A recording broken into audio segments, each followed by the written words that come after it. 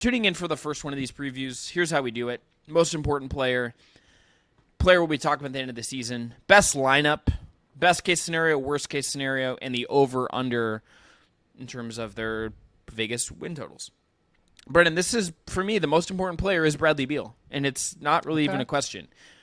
I just think you bring him in, and I think you could argue Durant. I think you could argue Booker. I think I'm going to throw some love Booker's way later in a question I'm going to ask you, and he's my answer to that question, so we'll get to that.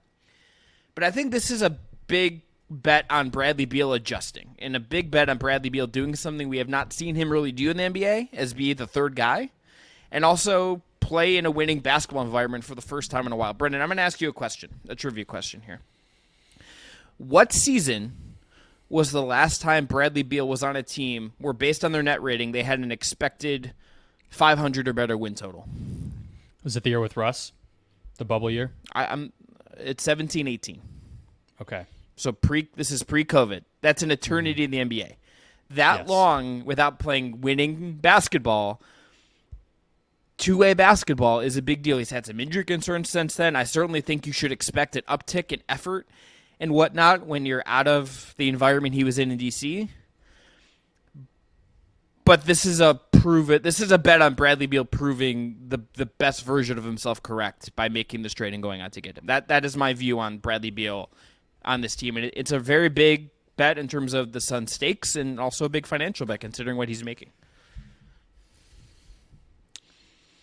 All valid. How good do they need him to be to win a championship? What do they need him to do?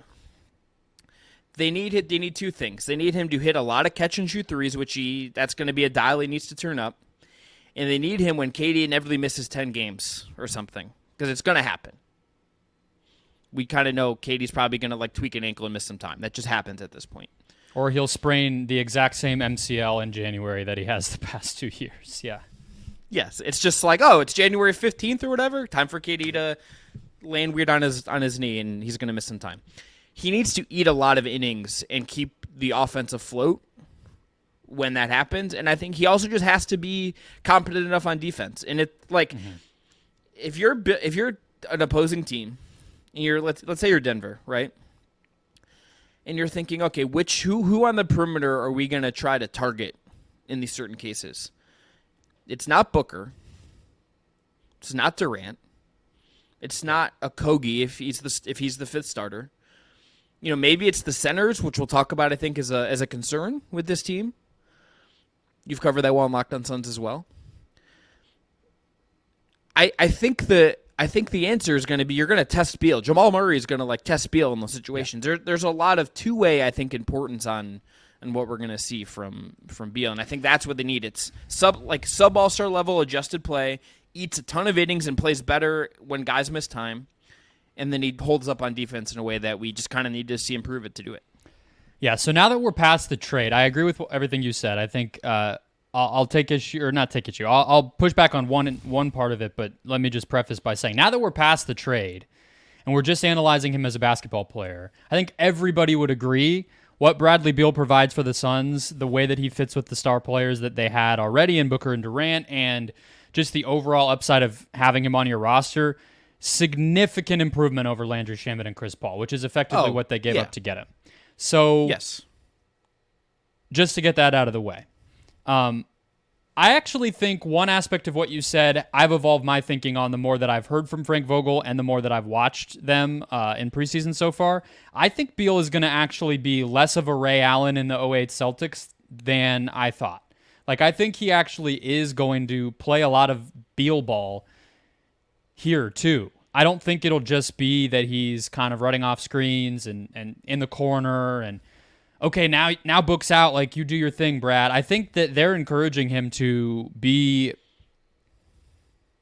regular old Bradley Beal from Washington, even when he's out there with the best guys on this team. And we'll see, whether the usage has to come down inevitably and how the pecking order kind of shapes up and how the three stars pick their spots. But if you're making the best case, kind of the best case for Beal, I think it actually I think there is a chance that he puts up stats and plays a similar type of style and role to what he was doing in Washington. Like, I think that there's a real shot that all three of these guys are averaging 25-plus points a game, and usage is really high, and it just comes kind of at the expense of everybody else. But my most important player is Kevin Durant. Okay. Easy answer. It's my other choice. So the Suns were 8-0 with him in the regular season last year, 14-5 overall. They posted a plus 18.4 net rating with Book and Durant on the court last year, across the regular season and postseason, if I'm remembering right. Might have just been regular season. To me, the impact that he's going to have on this team night to night, most important and most noticeably, is actually on the defensive end. He's their best rim protector and their best non-center rebounder, and he's the guy that makes all their lineups he's the guy that if you think that they have lineup flexibility, he's why they have it, is how I would put it. And so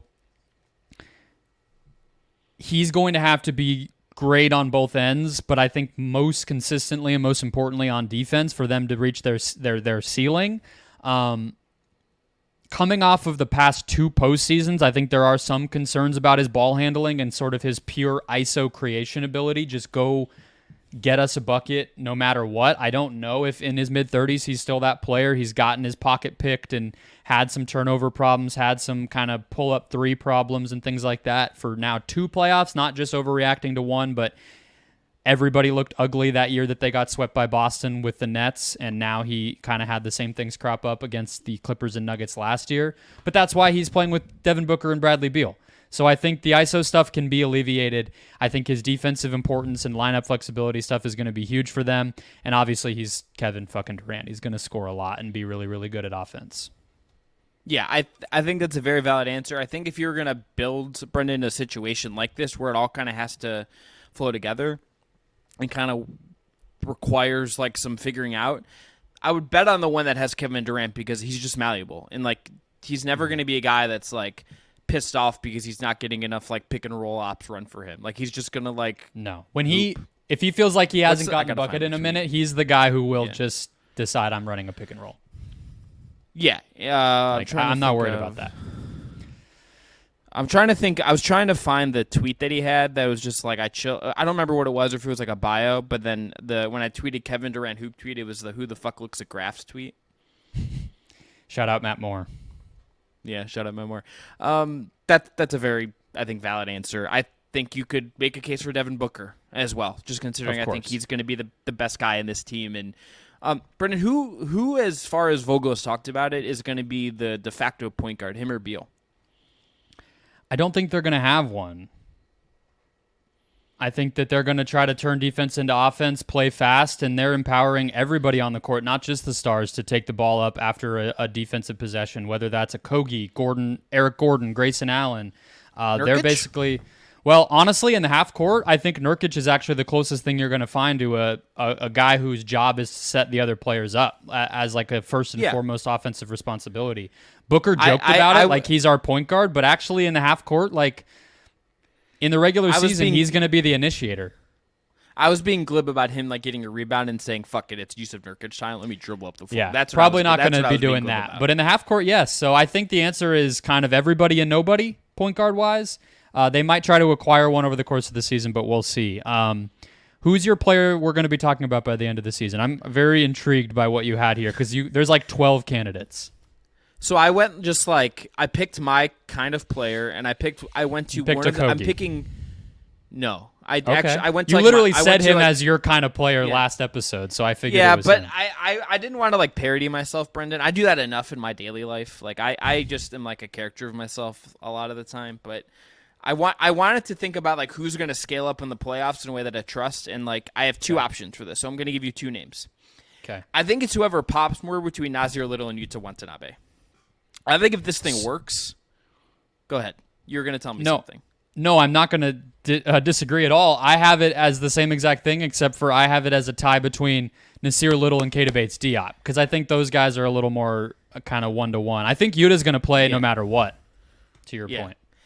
I just really like Yuta. I think if the shooting stuff with him is real from Brooklyn, like you have just like a guy that can play 15, 20 minutes a game in the playoffs for you, or 10 if you really just need like 10 minutes of good forward play. I think my money would be on Utah. I think Bates Diop is the third name I would throw in here for sure. But I think it's which one of these role guys really becomes like your NBA nerd, is in Zach Lowe's Luke Walton All-Stars column at the end of the year, and like is the glue piece on a really, really great team. It's whatever one of these role guys that they've given themselves here. That's the answer to this question. And if I were to bet, it'd be like Utah and tier 1, and then it's like Nas Little and Bates Diop in round 2, and then like Grayson Allen's like in the third tier. So, yeah, I think Grayson Allen's a different type of player. He's going to play no matter what, yes. But he's more of a guard than a forward. So, I think... And he's someone that I think, like, if it comes down to it, and they just said we need to put together, like, the best defensive line if we can, they're just going to take him off the floor because he would be the hunted one. He's a better defender than Yuta Watanabe is. But Grayson Allen's a good defender. Yeah, it's the size thing. That's what I was saying. He's more of a guard than a forward. So I don't know if it's really going to be like Grayson versus... I mean, in like a Game 7 when you're playing 7 guys, yes, but... That's what I mean. And because when I think about, like, at this point in the... Not so much with the Cavs, we're going to talk about next, because they have to, like, prove some shit and, like, prove they're not going to shit the bed. But I think when I think about these really good teams, the best teams in the league, I kind of... Maybe this is flawed, but I sometimes skip the process of the regular season and think, okay, what does this look like in the Western Conference Finals? That's where my head goes. So I think Yuta Watanabe, the case against him is I'm not sure if he can play in the playoffs at that level. We've never seen that from him. His lack of force and physicality and size and athleticism and that kind of what you need a modern NBA wing to be way, I think could hold him back. We'll see. It's not like I have any evidence to say that. It's just sort of, physically really more than anything. But they absolutely need one of these guys to hit because between Bates Diop and Little, and we can throw Watanabe and Allen in there, whatever, because it sounds like Josh Okogie's going to be in the starting lineup to start the season. It's an open question whether he's a playoff player either because of his offensive limitations, and he was not really a playoff player last year. He did not perform well against Denver, even defensively, but especially offensively.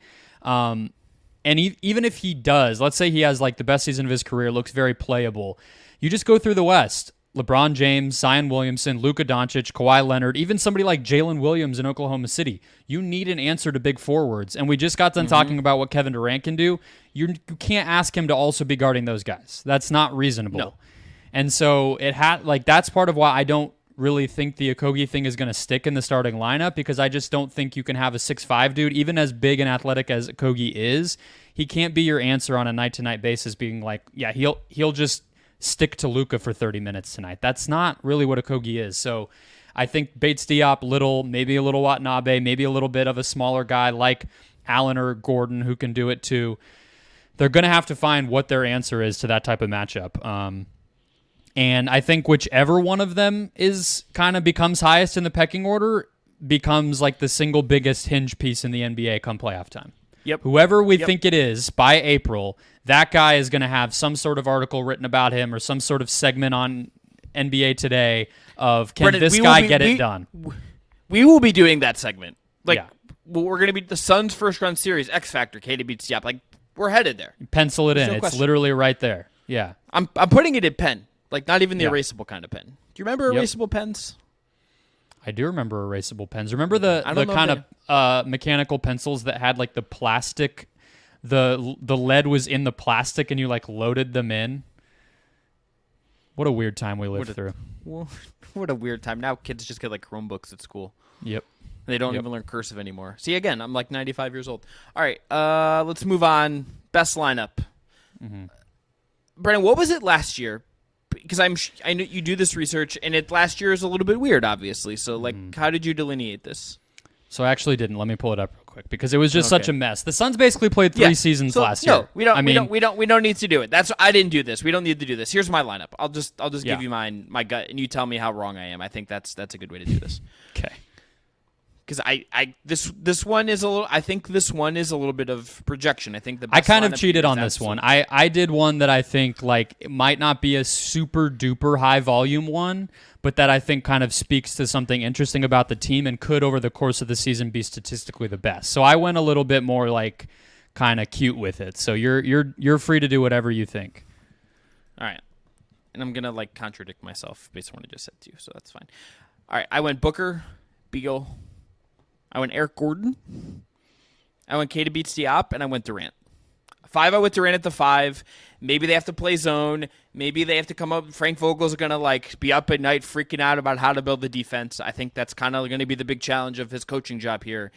I just feel like this version of the Suns, whatever it is, whether it's Grayson Allen's in there, whether Watanabe's in there, I think the best version of this team is going to be Kevin Durant playing 5-up basketball, them just scoring a shit ton of points and wrecking teams that way, and the defense holds up enough to make that work. I think that's the path here. I just don't trust Eubanks and Nurkic to be in the best lineup for the Suns when you look at it big picture.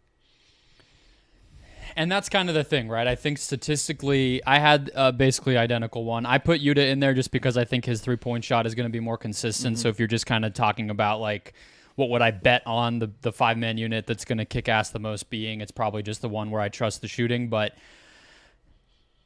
I think this will pop as, when you go to Cleaning the Glass or NBA.com and you search 5-man units, it will be statistically the best one. The question is just how much can it play and all that type of thing. But so last year, I did pull it. It was Chris Paul, Devin Booker, Josh Okogie, Kevin Durant, and DeAndre Ayton. So if you just put Beal in there, that's the starting, and Nurkic, that's the starting lineup. And I think that one will probably be the one that plays the most. But I could see a version of this small ball lineup with all three of Booker, Beal, and Gordon, and then whoever you want at the 4 and Durant at the 5 as the best offensive lineup in the NBA. Whichever one the Suns settle on as their favorite of that type of lineup, I think will be the best offensive lineup in the entire NBA. Yeah. I don't think you'll be able to stop it. There's a chance if we get Suns Nuggets in the playoffs that it's just a scoring bonanza, and it's already kind of was last year with Chris Paul not wanting to take shots. Yes, but this is turn that dial up a lever, and it's the Chiefs Rams Monday night game from a couple years ago. I don't want to make you feel like time has passed very much, Chris, but I think that was 5 years ago. I know your reference, but that was a very long time ago. I had hair. I believe that was when Jared Goff was still on the Rams, pre-COVID. He was, yeah. So, yeah, he was. Been a minute. Here's the thing. It's been a minute, but that game was electric. Kicked that ass. game made me game made and also it's not fair to put that game 1-1 on this because I think maybe both these teams are Patrick Mahomes' Chiefs and not one of those teams is not the Rams. One of them is not a system. This is just pure cocaine basketball. That's what it's pure basketball distilled into cocaine scoring form is what this is. Yeah. I feel like we're being very positive, so we should probably get best case done quickly and then do worst case and spend a little time on the obvious holes with this team because we're making it seem like this team's going to waltz into a championship. And I'm personally, as somebody who has a vested interest in that, getting a little nervous. So let's balance this out a little bit. Wait till I shit on the Cavs next month. It's going to be great. All right, best case for me, win the title with overwhelming offense, and Devin Booker is an MVP-level first-team All-NBA guy. Brendon, here's my question for you related to Devin Booker. If someone from this team is going to win MVP this year, who is the player? Yeah, it's him. I tilted my hand. I think it's okay. That's it. I think Booker this might be a broader introduction of Booker in a bigger way to the. So the number of Kevin Durant stans who have found my coverage and may find this episode who are already making me feel nervous about the fact that I am doing Steph better, but on a Phoenix scale, is nerve-wracking to me, and I don't want to contribute in any way, shape, or form to the eventual departure of Kevin Durant. I'm doing Book better on my podcast every day, and I'm doing it here, and I don't want to be seen. That's why I picked it. KD is most important. It's all part of the formula, so let's just keep it moving there, I think. I do think it would be Booker from a health standpoint, from an offensive workload standpoint, for everything else, but let's KD might play. KD might just play 60 games. That just might be a thing. Probably should. It's just a matter of how much he cares about the award stuff, I guess, with the 65 thing. For best case for me, I had one of the best offenses in NBA history in a championship. Yes. Brendon, let's take a quick pause. I need to use the restroom real quick. Okay. Give me 1 sec. I can't hold it more. Hold on. Worst case. Brendon, I think this is pretty direct. As much as we can talk about this, and we've been very positive, as you said, I think the case is that the defense just isn't good.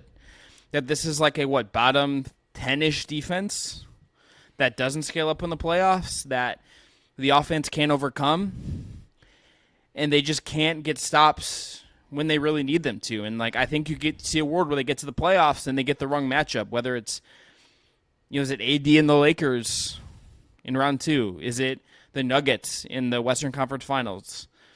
Okay, I see which way you're tilting there. Is it pick they can whatever stop one the Lakers it is? offense. Let's okay.